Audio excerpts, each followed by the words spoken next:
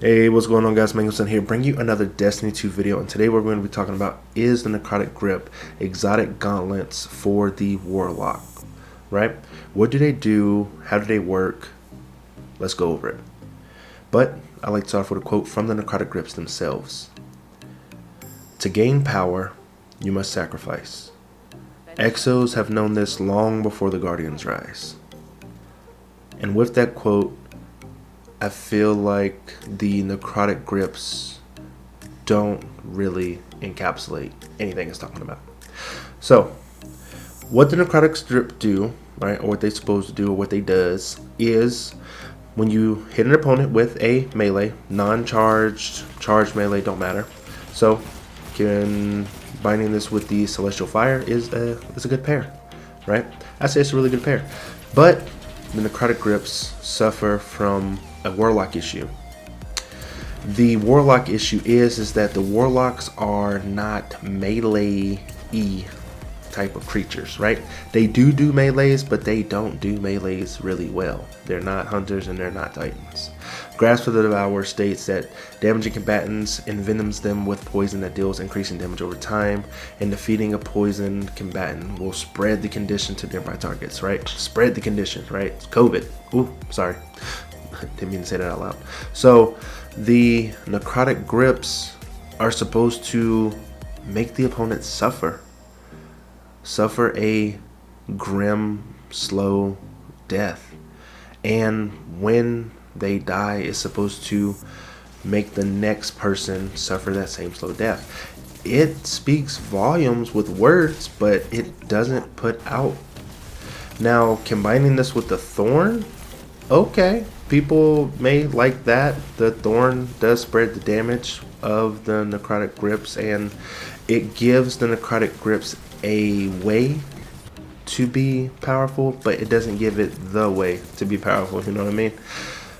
In PvP, there are just not a lot of people bundled up together, you know, they're not huddling under a blanket trying to, you know, get boost. Not everyone's using like high energy line fire, like firing line, yeah, that one. That's like, it's not prevalent. Okay, so the Necrotic Grip problem. The Necrotic Grip problem is that there's a lot of risk and no reward. So in PvE, okay, cool, but pairing this with the Shards regime, I thought I could give the Necrotic Grips the thing that they were lacking, that Kernstein armlet type of deal, that I can put out damage with my weapon and get health back, and I can cause poison to enemies that are bunched up or huddled together, or if two Guardians happen to run side by side holding hands and skipping, that they would get poisoned together and die a beautiful death. The Shards Legacy helps with that. The bottom half of each magazine deals bonus damage and has a chance to return health on kill. With the exotic catalyst, kills in general have that chance to return health on kill more often than not. It's a pretty okay strategy, but if you don't pair it well with something, then kind of left with lackluster results.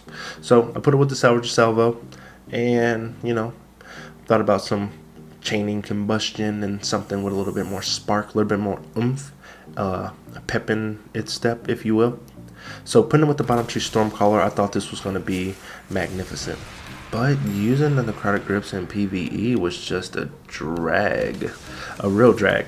It doesn't work with supers, so I guess that would be broken. Not really, but you know, tickle fingers, I thought it would do something. But, you know, this Bungie doesn't want things to work with supers and yada yada such and such, you know, Bungie issues.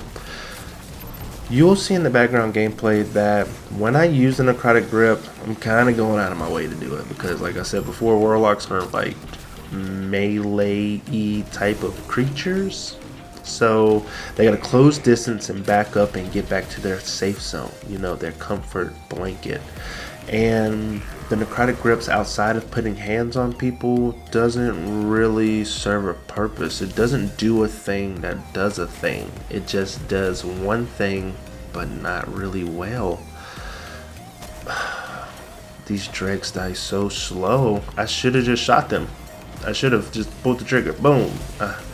Take out the rocket launcher and blow myself up, because this is painful to watch nonetheless. Look at this. Look at how slow they die. And then the poison spreads slowly. That captain, I don't know if he died back there, but he's still back there by a wall somewhere. I don't know. I had other fire team members with me. They could have killed him. The necrotic grips just aren't satisfying. I guess that's a better way of putting it. The necrotic grips aren't satisfying. Unlike combining the poison effects of the Lay Monarch.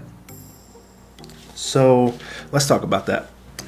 There are other poison items in the game besides Necrotic Grip. Necrotic Grip's just the newest kid on the block. But we had the original Lay Monarch. Still hasn't got a catalyst yet, and I don't know why. You know, Bungie needs to pop out these catalysts for Season of the Gambit or Drifter type of rewards, because Malfeasance and Lay Monarch could use a buff. But anyway, I digress. Lay Monarch, look at this. Lay Monarch, when it hits an opponent, that poison cloud pops, and it continues to output poison damage even on those who are immune to it at the time. But once they become immune, they're going to feel that in their bones. That poison effect takes hold of them. Not only in PvE, but in PvP as well.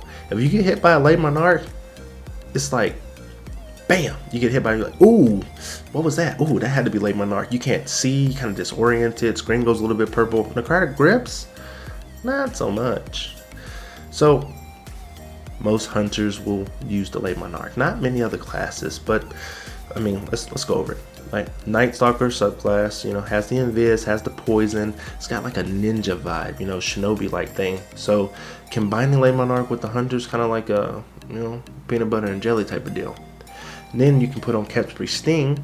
Punching someone with a full melee will instantly use the smoke bomb, causing the effects of that smoke bomb, whether it's gain invisibility, gaining heart of the pack, or just damaging the opponent with more poison. It's a thing that does a thing that makes you even better. So in PvP, if someone gets hit by the Capture Sting, ooh, they're either gonna have a bad day or they're gonna have a really rough time trying to fight back. So going over some things that could work with Necrotic Grips. I paired it with the Monte Carlo here, trying to get my melees back as many times as possible. I don't think the Monte Carlo has a catalyst either. Don't know what Bungie's sleeping on that, but it doesn't prove to be effective. I'm trying to do something so hard in this instance in order to get my melee back, in order to use the Necrotic Grip, that it just puts me in too much danger as a warlock.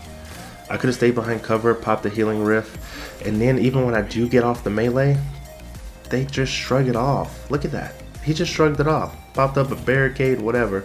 But when I hit this guy with Lay Monarch, he went down. The sniper got the kill, but I hit him first. I hit this crowd with Lay Monarch. Everybody goes crazy. Poisons everywhere. People are on the lookout. People are watching over their back. I hit this guy who comes out of he goes into his super after getting hit with Lay Monarch just to try to avoid the kill, and I still clean it up. So is Necrotic Grip good? Is it worth your time to invest in?